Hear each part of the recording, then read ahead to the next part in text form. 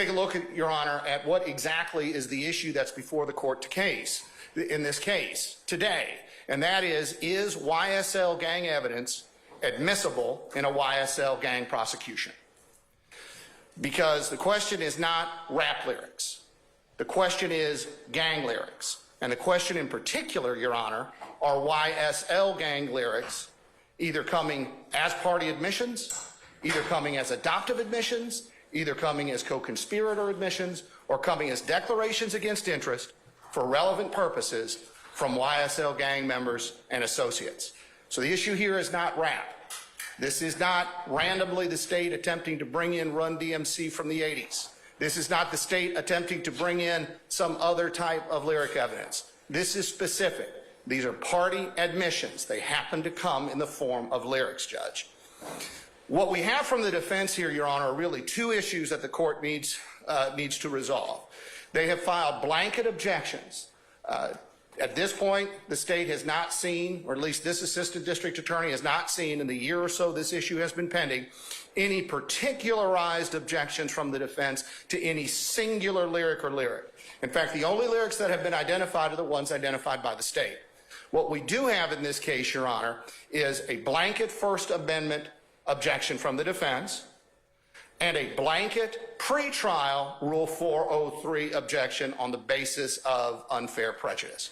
So ultimately, Your Honor, the issue for the court to decide legally here is whether there's a First Amendment bar to evidence of gang activity that appears through lyrics, and secondly, if the answer to that is no, whether or not Rule 403 somehow bars the evidence itself. Now, there is some talk in some of the materials from the defense about this being irrelevant. We're going to address all of that today. So now we take a look, Your Honor, at what we're going to address as we move forward here today. We're going to take a look at gang lyric evidence, First Amendment considerations, relevant purposes, controlling evidence rules, case-specific applications, and certain genre concerns. That'll come up throughout the state's presentation. So the state is going to proffer specific lyrics before you today, Judge, and it will be a smaller amount than was even in the state's notice. We're going to go through the statutes authorizing introduction and, of course, respond to the defense positions. On this, Your Honor, there are some template cases procedurally that are impactful here for us, and those, Your Honor, are up at the top. That United States v. Torres, which is cited in the PowerPoint, but I'll get it into the record. That's 433 Federal Supplement 3rd, 433 Federal Supplement 3rd, I'm sorry, 35, 435 Federal Supplement 3rd, 526. That's a Southern District of New York case. And, Your Honor, that case systematically goes through, in a racketeering context, the admissibility of co-conspirator hearsay. And that's, of course, what the bulk of the defendants here will face.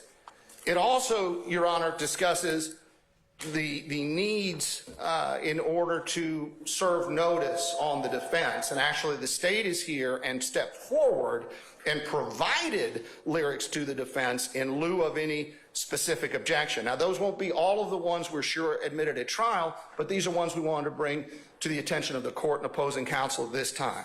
Also, there's United States versus White at the 2023 United States Lexus 122492 site, and United States v. Taylor, 2022 U.S. District Lexus 206008, and those are fairly recent cases. One is 2023, the other is 2022, and those cases, as well as Torres, Your Honor, discuss conditional admissibility. And that is what we are looking for here, Your Honor. This is not the time, obviously, for an ironclad ruling in terms of this will come in or this absolutely won't come in. What we're talking about here is conditional admissibility. The citations, again, I'll leave these up on the screen for opposing counsel, Judge, but again, they are coming in the copies of the PowerPoint, which I understand are en route. So Your Honor, the cases there, we have, for instance, I'm looking at the Taylor case. Rather than a pretrial hearing, the government asked the court to conditionally admit the co-conspirator hearsay statements at trial, subject to a later determination that the proved exclusion, that would be the hearsay exclusion under 801, applies. So the court is going the extra mile here, holding this hearing, putting the defendants on full notice, and we're certainly prepared to identify the areas of law that authorize admissibility here.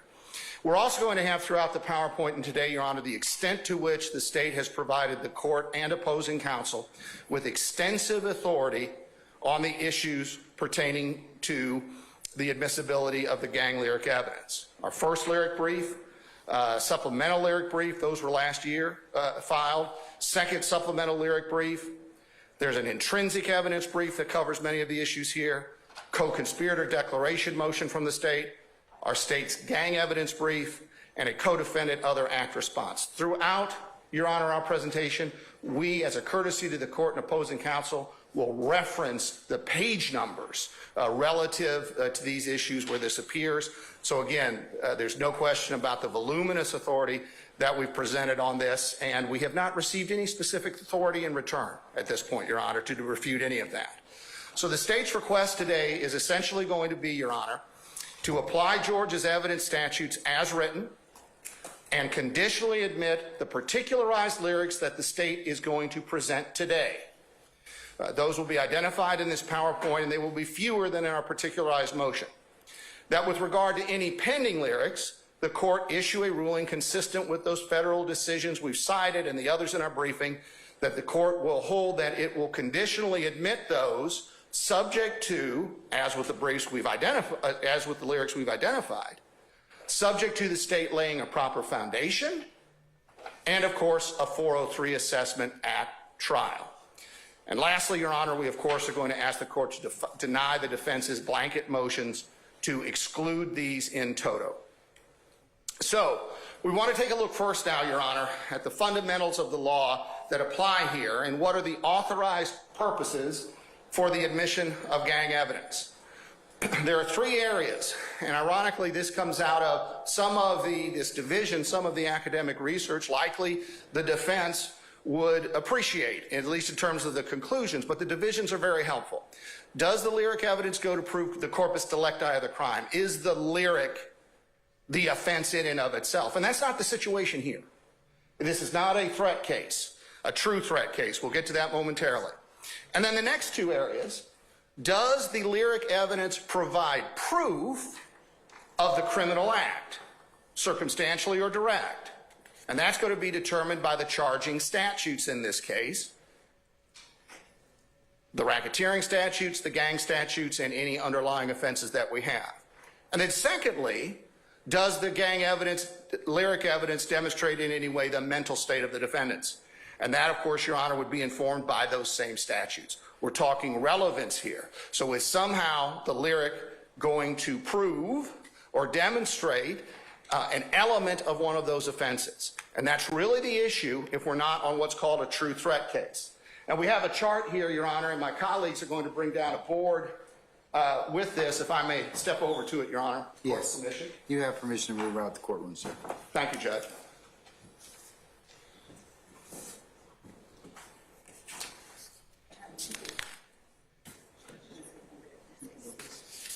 And I appreciate my colleagues' assistance and the court's patience, Judge.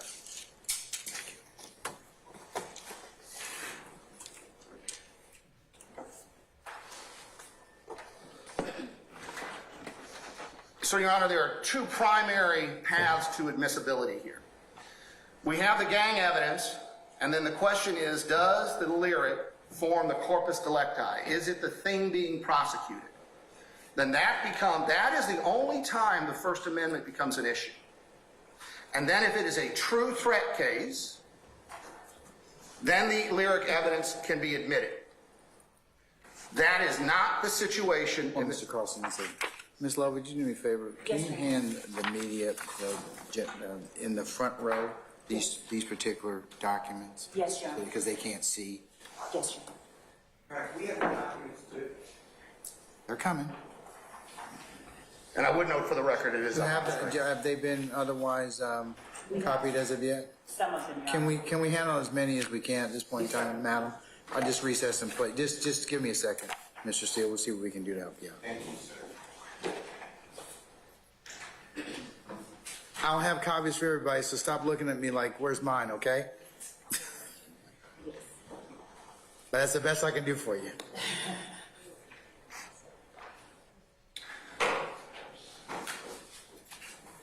They'll be up here.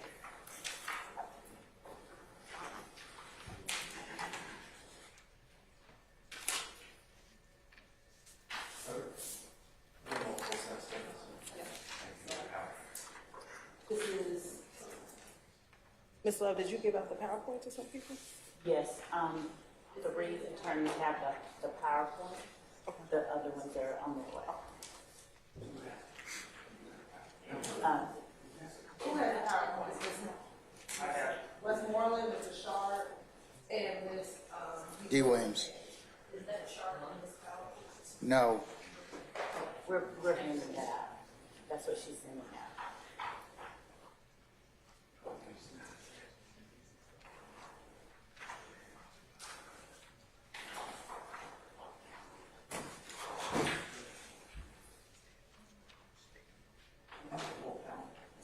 The additional PowerPoints are coming. 3 people have them, the additional one.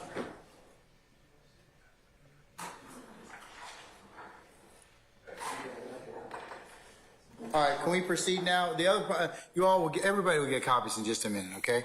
All right, so go ahead, Mr. Carlson. Yes, Your Honor. So, Your Honor, again, we only get to a First Amendment concern if we have what's called a true threat case, and that is if the speech in question, lyric, constitutes a threat, and that is what's being prosecuted. Now, there are 2 which ultimately become 1 other paths to admissibility, and these are the ones we're dealing with in this case. Does the lyric represent proof of the actus reus or mens rea, the criminal act or the criminal intent of what's being charged? And that's the situation we have here.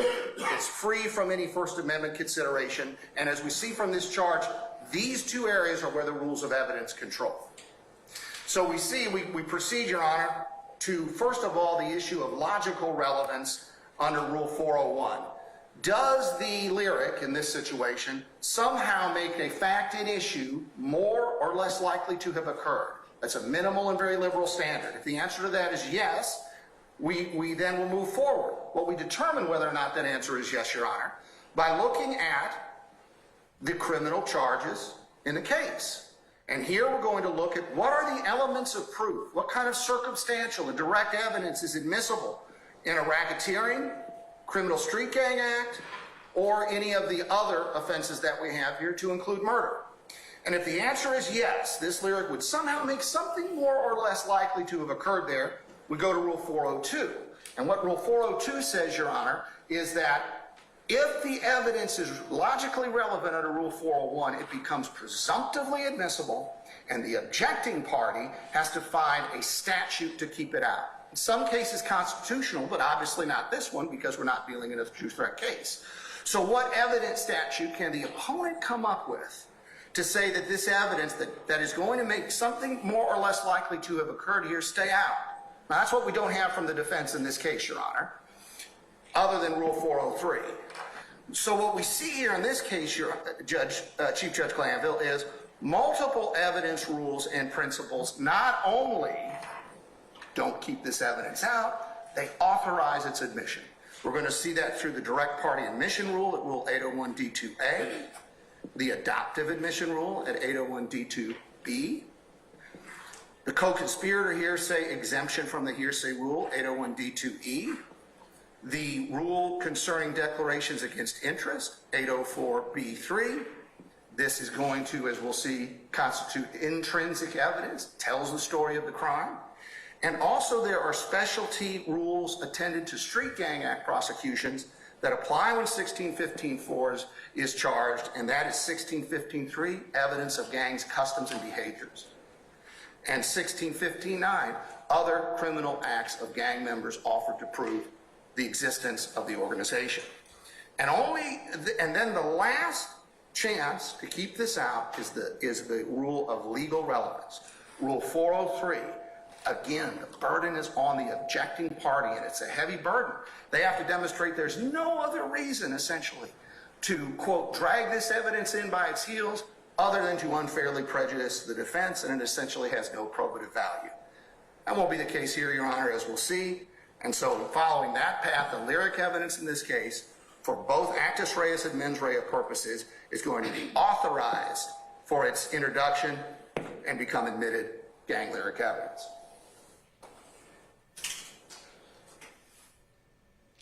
So moving forward, Your Honor, to address, first of all, the defense claims that we have a constitutional First Amendment issue here. And where the First Amendment protection kicks in, and this is Counterman versus Colorado, brand new case from the United States Supreme Court, 143 S. Court 2106, 143 Supreme Court 2106, that the First Amendment protection comes in if it's a true threats case. Again, we don't have a terroristic threats charge related to any lyric here, so the First Amendment argument is out. Same goes under Georgia law, Harrell versus State, again in our materials for the spelling, 297 Georgia 884. So, Mr. Carlson, if I can interrupt you. So the defense contention that these particular lyrics are poetry, artistry, speech against the artists themselves, is that why they're not applicable under the First Amendment? That's correct, Your Honor. That's correct. That is a weight, not admissibility issue, as the cases we'll get to demonstrate. But that is an excellent question. And again, that position circumnavigates its way around the actual issue. Whether they claim it's artistic expression or not is irrelevant in terms of a constitutional analysis. The constitutional analysis is, are they being prosecuted strictly for that expression? And the answer here is no. And their argument in favor of their position actually answers that question affirmatively for the state. Okay, all right. Continue. So we go to the next issue, Your Honor, and clearly the court is on top of these issues because this is our next slide. United States Supreme Court authority. The First Amendment does not prohibit the evidentiary use of speech. Here, the lyrics are being presented to prove things like the nature of YSL as a racketeering enterprise, the expectations of YSL as a criminal street gang. We've got party admissions for even the offense of murder here. This is evidentiary use. This is not pillorying any of these defendants for the lawful exercise of their First Amendment right. This is bringing this in as evidence of criminal offenses, and there's no First Amendment right for any of the offenses in the current indictment. Those aren't modes of expression, Your Honor. So this is evidence to prove the crimes, and we see United States versus Carpenter there from the Second Circuit. There is no bar to the evidentiary admission of rap lyrics where the artistic expression is not itself the proscribed conduct.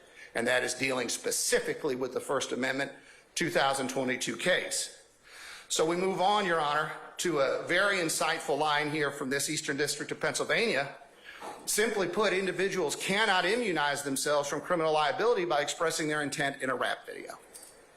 Imagine for a second, as we pointed out in our briefing, Your Honor, if someone actually said, well, had the Unabomber's manifesto been set to music, it never could have been used against him in court.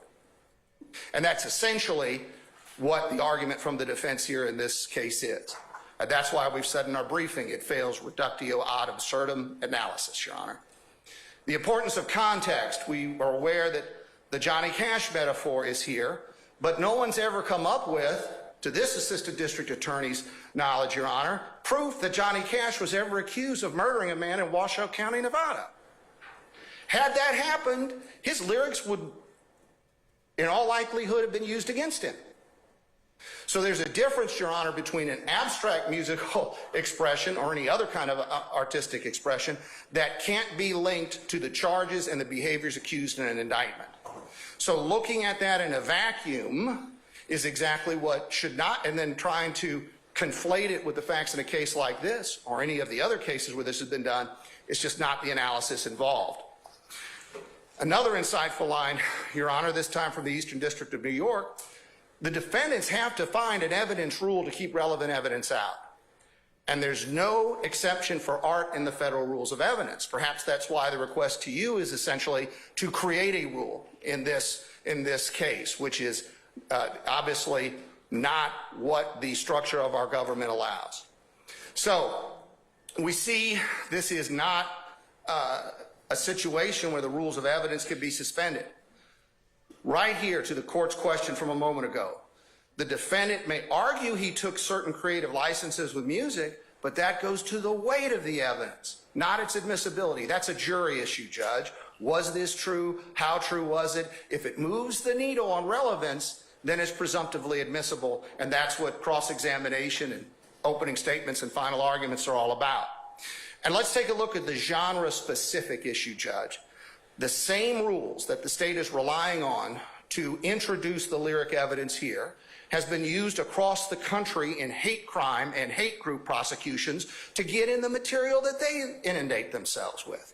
This United States v. Cannon is an example of that. Speech-based evidence to support a finding that the crime was motivated by racial hatred. Again, Your Honor, we are asking for the same rules to apply here as they would anywhere else. And that's not to say there's a moral equivalency between the gang lyrics in this case and hate lyrics in some other prosecution. But there is a legal equivalency, Your Honor, between the rules that apply, and the rules that apply say that this becomes admissible. So, Your Honor, there's no First Amendment bar to the use of the YSL gang lyrics as evidence of YSL crimes. That's not something that's constitutionally prescribed. And we see here over to the right of this slide in our first lyric brief, supplemental lyric brief, and second supplemental lyric brief, the extensive authority from Georgia, from federal courts and state courts all around the country that really are in unison on this. So now we go to the next issue, Your Honor, whether or not gang lyric evidence can be used to, or how, because we know it can be used to prove criminal intent or a criminal act. And we have this case from our Court of Appeals that says right there, both this court and our Supreme Court have held that a trial court does not abuse its discretion in admitting evidence when a defendant's written lyrics, when that evidence is relevant to some issue in the case. Not every issue, not all issues, some issue. Is there one element of proof that somehow this lyric evidence is going to make more or less likely have occurred? That's the test before the court, according to our Court of Appeals in Ward versus State, 339 Georgia Appeals 621, 339 Georgia Appeals 621. And quite frankly, Your Honor, we are not going to isolate it to one. So we see those two rules that now apply. Our Rule 401, liberal relevant standard, set forth there in Booth versus State, and then Rule 402, the cornerstone rule of our evidence code that says all relevant evidence shall be admissible except as limited by constitutional requirements, which don't apply here, or as otherwise provided by law.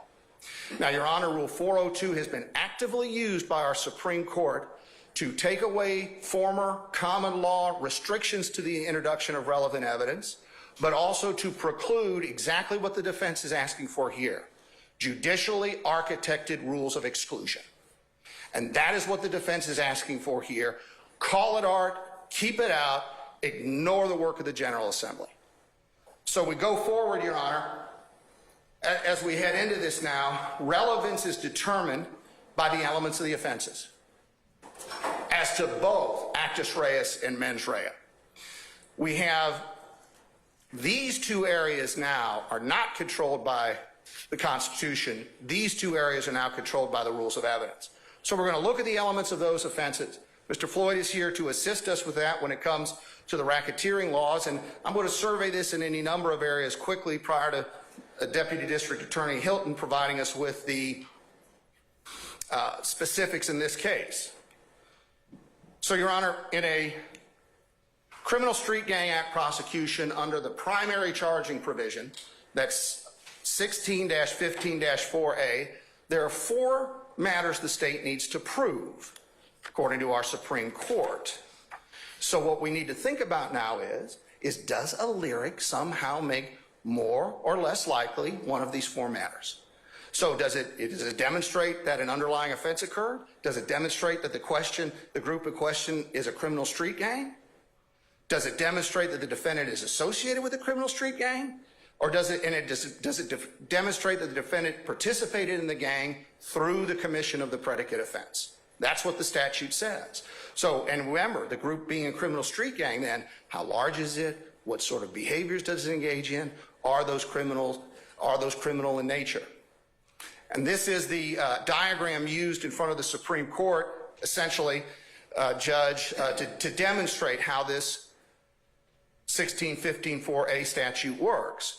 So does in this case, lyric evidence somehow show that the defendant, the person there, is associated with the gang? Well, we're going to have plenty of evidence of YSL, we're YSL. Clearly. Does it demonstrate that the group's a criminal street gang? We're going to hear through these lyrics about all the crimes they commit, who their rivals are. Does it demonstrate then that the offense in this case occurred there at the lower right? Absolutely, Your Honor. There are going to be direct admissions to the criminal conduct, some of that which is charged in this indictment. Some of it, I understand, connects to overt acts. And then lastly, does it show that the defendant participated in the gang through the commission of this offense? Is this the sort of offense that YSL commits? And of course, that context is what is going to be provided by the lyrics themselves. So we move on, Your Honor. Remember, we have another case here, now 2020, from the 11th Circuit.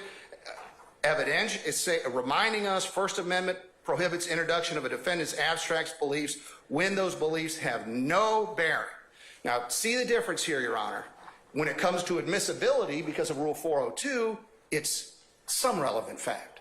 When it comes to excluding the evidence, let's say, on First Amendment grounds, where it has no bearing on the issue to be tried, and the evidentiary use of speech to establish the elements of the crime or to prove motive, actus reus mens rea, does not violate the First Amendment. So we continue, Your Honor. We've got a reflection here from a federal court about how lyric evidence is widely admitted across the country. And as we just showed, not just in gang prosecutions, in supremacist prosecutions, in hate group prosecutions, Your Honor. And again, we're asking for the same rules to apply here. So, in terms of analysis of Rule 401 and 402, we see in this slide where that has appeared in the state's briefing. Again, have not received any specific authority or argument to refute that. So now we look at actus reus, Your Honor. The relevant purposes. Somehow, the lyric in question provide proof of the underlying crime occurred. That would be under the racketeering analysis, that would be under the gang analysis, or that would be also under the analysis of just what does this lyric prove? Does it constitute an admission or adoptive admission or something incriminating connected with a murder? Does it prove the existence of the enterprise of the criminal street gang? Are they talking about YSL as something that exists? If the answer to that is yes, it's relevant. We go down the line to 402, and then the question is, what statute was provided to keep it out? Does it prove the nature of the enterprise of the criminal street gang? What sort of behaviors are being described in these lyrics? Does it prove the defendant is associated? Is he talking about he's part of it or we're part of it? And lastly, does it prove participating in it? They're talking about I'm doing things for this organization. We're going to see all that here in a few moments, Your Honor. So then we take a look at additional offenses beyond just 1615-4 that are going to open up for more relevance of use of this lyric evidence, Judge. There are charges under this for the B, as in boy, violation of 1615-4, committing criminal gang activity, increase or maintain status in the gang. Well, we've got to know what the expectations of the gang are. Are those expectations expressed in the lyrics at all? We're going to see that they are in terms of violence, in terms of what should be done with rats or snitches, informants. Is there going to be proof that the gang steals or somehow maintains property? Because we've got a charge in here under 1615-4C as in Charles, obtaining property through criminal gang activity. So is it going to inform us that this is an activity of the gang? And then lastly, is somebody talking about being the boss, the leader, the capo, whatever we want to say? If so, and we're going to see that is so, there's a D, as in dog violation here, Your Honor, leadership in a criminal street gang. So if someone's saying I'm the leader of something called YSL, we're going to see it has an informed use in all of these areas. We'll get to these in a second. Then we have those specialty statutes that authorize even more evidence once 1615-4 is charged than otherwise would be under an analysis. So now we turn to just a few cases here, Judge. We've got Karsten versus State from our Supreme Court talking about how gang evidence establishes those enterprise, or in this case, criminal street gang factors. We've got to prove that YSL exists, just like the Bishop Bloods gang existed. So that is an element of proof in this case. So someone's saying, well, why is all this gang evidence relevant? Well, Your Honor, in a Street Gang Act violation charge or a racketeering charge, evidence of the existence and the nature of the organization is not only relevant, it's required. No different than evidence of a homicide is required in a murder prosecution.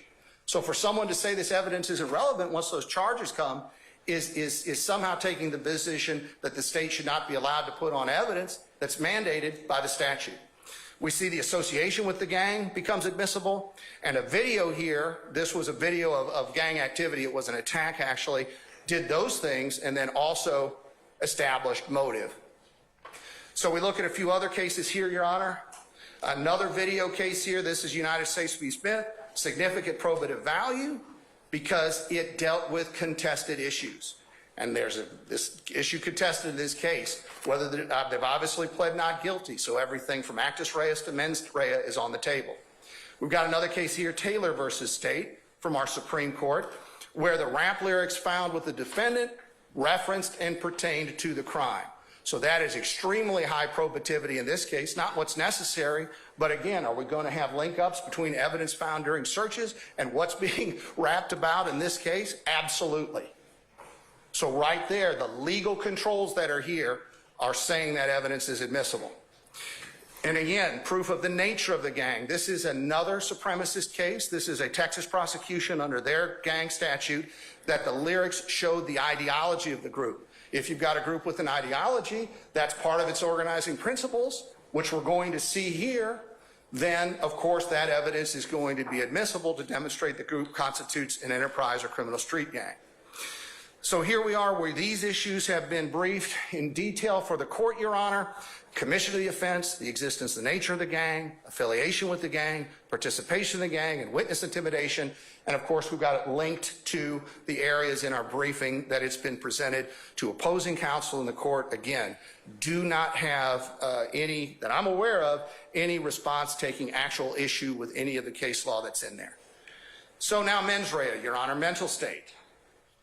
Does somehow the lyric demonstrate motive related in some way to a racketeering enterprise or a gang, intent to commit any of these crimes, state of mind related to any of the offenses, or knowledge that YSL exists, knowledge of the sorts of things YSL does, knowledge of who's in YSL, knowledge of whose YSL's rivals might be. So all of this becomes proof for those purposes, but also what the state of mind is for any of the underlying offenses. Now we see here, in this case from California, gang lyrics allowed because it demonstrated who the rivals were of the defendant in question, disclosed his case of state of mind, his motives, his intentions, his loyalty, and furthering the gang's activities. Again, what the state is asking for here is what has been resolutely admitted in courts around the country. Again, not genre specific, Judge. Here we have a case from North Carolina of a person who listened to skinhead songs and then tragically enacted what he was listening to in those songs, and which wound up being a murder prosecution. And we have the court saying right here that what was expressed in that music and the fact that he wanted to fill his head with this and then acted it out went to demonstrate motive in the case. Well, we're going to see a lot of murder talk, a lot of gun talk in all of this, Your Honor, and that pertains directly to the charges that are before the court and that the defendants have been indicted for. Now, this is a case admittedly under Georgia's former evidence code, Your Honor, the natural-born killer case. And it demonstrates that it does not have to be merely material created by a defendant. It's more probative if a defendant expressed these thoughts himself, or adopted them himself, or is part of the group that operates under these principles. But in the natural-born killer prosecution, the defendant watched that movie again and again and again, and then went out and committed murders. So the district attorney was allowed to show at least one murder, to show that film to the jury so that the jury could see what was encouraging and influencing the defendant. He was filling his head full of that kind of violence. If I remember right in the opinion, he even wanted to be called the Natural. He had a nickname related to the things he idolized or watched, and that was allowed. Now, the old bent of mind term is used there, Your Honor, but this is not a 404B case, but I wanted to disclose that to the court. But we see, again, now, what are the defendants, in this case, what are they taking in? That type of material, we're going to see shortly. So again, on the mens rea issue, Your Honor, we've got our briefing on this in this slide. We will make it part of the record, but we see we've extensively briefed it. Again, do not have anything to challenge that from the defense. Now, there's the principle of intrinsic evidence that applies here, Judge. This lyric evidence is intrinsic. It's intrinsic to underlying crimes where it reveals the behaviors of the speaker. It's intrinsic, Your Honor, because it tells the story also with relation to the racketeering and gang charge, because it helps tell the story of this gang. So we are not talking about a situation, and I haven't seen a 404B objection or 404A objection for any of this evidence. It's not true. In my pleading that I announced earlier in November of 2022, and most of my things that Mr. Carlson has said has not been challenged, have been challenged directly in my pleading. Yeah, I see a 404A objection. But Well, I stand corrected, Your Honor. I did not have any recollection of it, and I apologize to opposing counsel. Your Honor, we also filed a 404B objection in the filing this morning, which I'm sure Mr. Carlson sounds like he hasn't seen yet. Well, that was inadvertent, Your Honor, and certainly, but let's take a look. Do we have anything to say definitively that somehow the lyric evidence in this case is not part of the same transaction or series of transactions necessary to complete the story, inextricably intertwined, dealing with the change of events, explaining context, motive, setup of the crime, or as an integral part of the account? This is a YSL prosecution. YSL has been designated an enterprise. YSL has been designated a criminal street gang. The behaviors, expectations, proclamations of YSL members and associates, of course, represent intrinsic evidence. And of course, in gang cases, intrinsic evidence is admissible. Here in Fleming v. State, 306 Georgia 240, gang affiliation, completed story of the crimes, enabled the state to explain the authority of the defendant in the gang. We've got a D charge here of leadership, Your Honor, and that the shooting was retaliatory. We've got what the state believes it'll prove is a retaliatory shooting of a high-ranking gang member.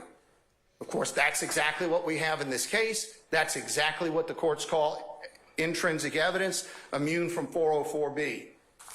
So we've got now these specialized evidence statutes, Your Honor, and 1615.3 was amended in 2009 to broaden its scope. But admissible by statute, Your Honor, are such things as common name or common identifying signs, distinguishing characteristics, including but not limited to common activities, customs, or behaviors. Do these lyrics demonstrate what's being conveyed to the world as the behaviors of YSL? Yes. Do those have a link in the charges in this case? Yes. Admissible under 1615.3. And now do we have evidence of commission, adjudication, conviction of an offense enumerated in 1615.3, the other part of that, the part of that that defines criminal gang activity, is admissible if it's committed by any member or associate of the criminal street gang. Now, there's another part of 1615.9, Your Honor, that was deemed unconstitutional. That's not the part we're talking about here. That was a bypass Rule 803.24, I believe. But that's not what we're talking about here. So we've got additional provisions allowing us to bring in what is clearly intrinsic evidence. So we take a look now at where this has been. And again, Your Honor, we've got this voluminous authority in our supplemental lyric brief, intrinsic evidence brief, co-defendant other act response at 2 to 3. So we had this type of briefing in response to refute any of that. We'll let the record speak for that, Your Honor. So now let's take a look at that next section. So this material's out there, Judge, but then it makes a difference who spoke it and under what circumstance they spoke it and whether or not it's admissible. What's that additional pathway? These really, quite frankly, Your Honor, is the responsibility of the defense to provide, hey, that relevant evidence has to stay out for this reason, for that reason. This statute keeps it out. But here the state is going the extra mile to provide the court with the fact that these statutes say it comes in. Now, there are 3 types of admissions, and Your Honor, as we know, the court well knows, this is for the record, an admission is a classification, not a definition under the rules of evidence. So an admission means the statement came from the other side. In this case, one of the defendants. It doesn't have to admit anything. It doesn't have to be against interest in order to be introduced into evidence. And there are 3 types: direct, adoptive, or vicarious. They're all going to apply here, Your Honor. So a direct party admission, Chief Judge Glanville, only has 2 requirements. 1, the statement was made by a party, and 2, the statement is offered against that party. I'd submit as well, in addition to that, that it's somehow relevant to the case, but we wouldn't be talking about it if it wasn't relevant. So that's it, Your Honor. It's not a content-based assessment there. It's where it's coming from directionally. So we now look at gang membership. Of course, we've got a case here. The defendant at trial maintained he had never been part of the gang, so his gang lyric evidence showing otherwise was admissible as a party admission against him. And that's the Minifield case there from Illinois. And none of these cases are exhaustive, Your Honor. There are detailed cases, additional authority at every one of these stop points in the state's briefing over the last year. Lyrics can provide gang motivation behind the crime. Regardless, we see here from this OLGUIN case from California, regardless of whether the lyrics were written before or after the killing, they were authenticated as the work of a defendant there or a co-defendant. As such, they demonstrated membership of the gang, loyalty to it, familiarity with gang culture, inferentially his motive and intent on the day of the killing. This was a crime alleged to be gang-related. Gang membership was obviously important, and evidence tending to show it highly relevant. Your Honor is about to see the volume of gang identification, even in the sliver of lyrics that we're bringing before you here today. It's repeated, it is extensive, and it is persistent. Now let's take a look at adoptive admissions, Your Honor. Now the classic case of adoptive admissions in that State versus Orr, 305 Georgia 729, is essentially a loaded question comes to an individual, the person is in a position to deny it, doesn't, and then they adopt the content of that. Now there was the old Mallory rule, which I know the court is aware has been eviscerated in Georgia with the adoption of the federal rules of evidence here, and the Mallory rule said those weren't admissible in criminal cases. Orr did away with that. Actually, quite frankly, what Orr told us was the General Assembly did away with that when it adopted the federal rule. But that rule's gone, Your Honor, and Orr says we follow, of course, the federal authority on this. But there are other sorts of adoptions, Judge, and sometimes in the case law this is called adoption by use. Forwarding an email, maintaining a document, or posting lyrics on someone's website. Defendant A posts defendant B's lyrics. Now the individual has arguably adopted the contents. And that's essentially what occurred there in the Riccio or Recchio case from the Fourth Circuit in 2018. It says here, and now we're back again, Judge, to what the jury issue is. There might be a lot of reasons to post lyrics, but in some circumstances, we submit to you, a YSL member, posting, forwarding, helping to create YSL lyrics, that's because they wish to express a certain view and believe the words of an artist, including a rap musician, express that view especially effectively. Whether someone has adopted the lyrics as his own statement depends on the particular facts of this case, but we're only talking conditional admissibility here, Your Honor. We're only talking that minor standard.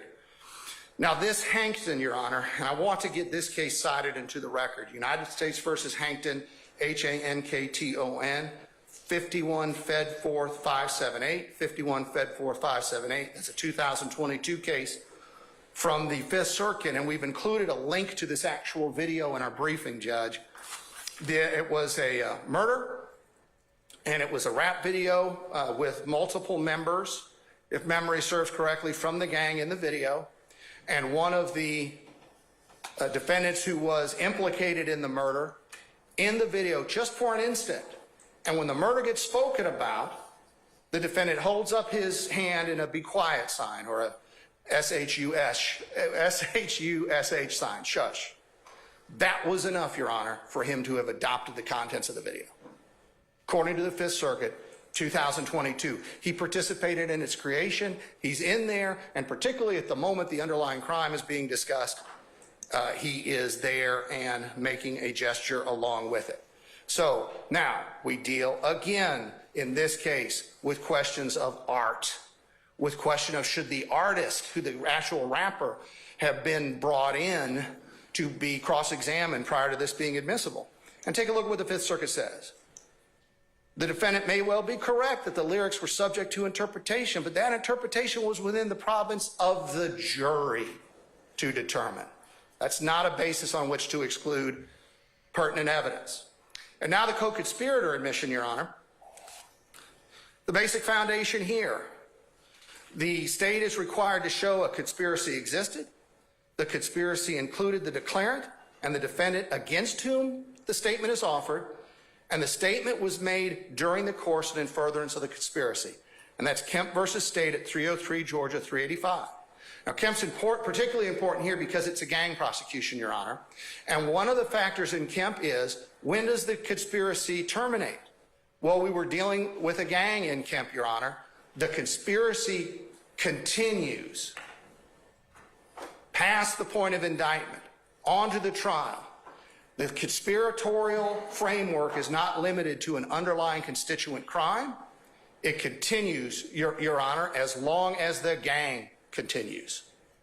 And another thing that Kemp stands for is any statement that's somehow going to further the interest of the gang, promoting cohesion, promoting fear, anything along those lines, gang members reporting back and forth to each other about gang activity, which we're going to see in these lyrics. That all falls under the co-conspirator exception. So when defendant A makes that statement, if it is subject to the co-conspirator exception, it's now a party admission. So defendants B, C, D, E, F, it is as if they said it. That's Rule 801 D2E. That's why it's an exemption. I apologize for misspeaking, not an exception to the hearsay rule. And the Kemp case opened that up specifically on the gang statute. And what we had in Kemp, Your Honor, was a gangster disciple homicide. One of the three gangster disciple defendants is in the detention center. He's having a conversation with an unrelated to the case gangster disciple about that murder. That unrelated gangster disciple was able to come on the witness stand, testify about what the speaking defendant said, and then that became the co-conspirator admission of the other defendants. So now, Your Honor, in enterprise gang and conspiracy cases, again, Kemp, to that point we just raised, specific acts charged. The charged murder did not end with the involvement or association with gangster disciples because, let me rephrase that. The specific acts charged, the murder, did not end the defendant's involvement or association with the gangster disciples.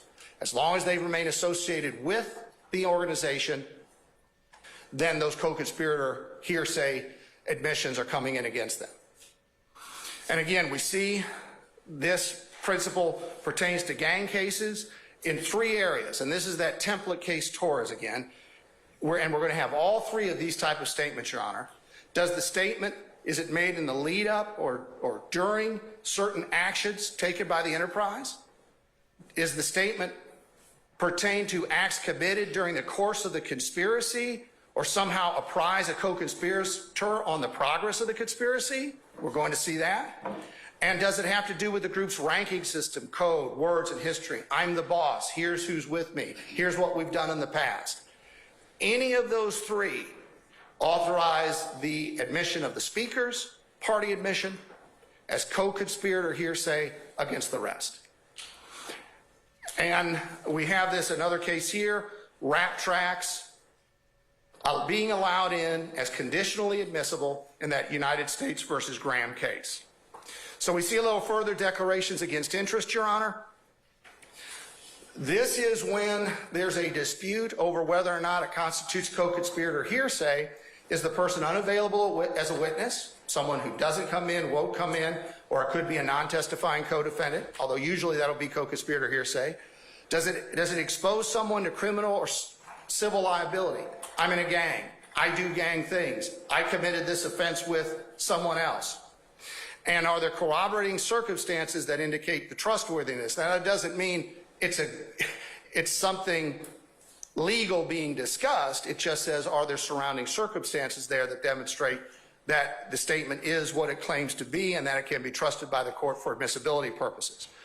Those apply in gang cases, as this Magnum case shows. The defendant repeated his statement about the conspiracy again and again and again and the murder to many people. Therefore, the statement, remember, of the declarant becomes admissible against everyone else if it satisfies the foundational requirements. So, gang lyrics and declaration, again, we have it here. Songs helped establish that the group was a gang. Songs helped establish that the defendant or the speaker was a member of the gang and that he went looking to assault people, I believe, in a rival gang. And that's that Ramos case. So again, all of these concepts extensively briefed by the state. The record will see whether or not there was that sort of authority provided in response. So now the last issue to cover here, Your Honor, before we get to the specifics, is the issue of 24-4-403, no statutory analog to that in Georgia's former evidence code, unfair prejudice. And the first thing, Your Honor, is that the defendant's 403 motion is really untimely.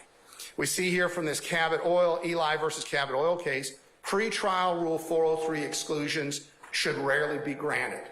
So again, our request, Your Honor, for conditional admissibility, subject to us laying the proper foundation, and an at-trial 403 assessment completely comports with this authority. Excluding the evidence as being more prejudicial at a pretrial stage is extreme, rarely necessary because no harm is done in admitting the evidence at that stage. And remember, it's only matters of scant or cumulative probative force dragged in by the heels just for the sake of its prejudicial effect is what gets excluded at trial by 403. Now, Your Honor, in terms of lyrics evidence, this is an article by Professor Coonan from University of Georgia Law School talking about how the burden of justifying the exclusion under 403 rests squarely on the objecting party. That burden's a heavy one because just charging it requires an all-out focus only on the problems of unfair prejudice. So remember, it is not up to the state to demonstrate that this is not 403 barred. The defense has to show that this is the rare exception that 403 applies. And again, we have here gang lyrics not outside of Rule 403. Again, is this strong evidence? Yes. Is a confession strong evidence? Yes. Is a video in an automobile accident case strong evidence? Yes. But that doesn't mean merely because it's highly probative, it's unfairly prejudicial. And even that unfair prejudice is only part of the balance. To exclude it under 403, the probative value has to be minimal. And again, these lyrics are going to be all about this particular criminal street gang. So now we look again at that high standard for the defendant. This is a rap video case, not a gang prosecution. And it talks about how the video was replete with obscenities and slurs, but it's not per se prejudicial because of that. It connected to the case there in Wilson versus State, and that's a 2023 decision from our Supreme Court. And it shows the defendants boasting about making money, just like the lyrics in this case. Boasting about being in the violent drug trade. Again, we're going to see, perhaps not today, but ultimately, those types of references. And again, demonstrating again, Your Honor, while it might be highly prejudicial, it's not illegally prejudicial. It's not excludable by 403. It had a high probative value, and it says right here, this is not a question of evidence that could inflame the passion of a jury for a reason irrelevant to the guilt or innocence of the defendant. Again, part of the defense's burden here is to demonstrate how irrelevant this evidence is to YSL and to the charges, and not going to be able to do that. Again, not genre specific, Your Honor. We have this Magleby case from the 10th Circuit, another supremacist song. The lyrics of the song were harmful to the case, but were harmful to the defendant's case, but that didn't mean they shouldn't come in. And remember, Your Honor, in most of these supremacist hate group type cases, the defendant's someone who listened to the material or possessed the material. Well, that's obviously of a lower probative value than when the person's producing it, which is what we have in this case, and passing it around to each other, and even more than that, putting it out for the whole world to hear. So, public dissemination, to that point just raised, decreases that prejudice. Here we have this case, United States versus West. The defendants disseminated on social media evidence on public viewable sites, the purpose of which was to get noticed, the purpose of which was to be heard. So once again, that was factored into the 403 analysis to allow in the evidence in question. So at 403, Your Honor, again, we have extensive briefing on that, our lyrics brief, and our second supplemental lyrics brief. So we see, Your Honor, we have in this case, we're not dealing with a truth threat case. The lyrics do not form the corpus delicti of the crime. In fact, the lyrics are evidence of criminal intent and of criminal action. Criminal action. Actus reus, mens rea. They are highly relevant in this case, as we are about to see. They go to prove the offenses in question, demonstrates elements of proof of the offenses in question, and of course also, Your Honor, the mental states, the knowledge, the intent, the motive, the state of mind of the defendants. We're not going to see a statute that keeps them out, and we are respectfully requesting again, Your Honor, conditional introduction of these lyrics. With that, Your Honor, I'm going to turn it over to Deputy DA Hilton to talk about specifics. All right. Madam? Your Honor, can we take a brief comfort break?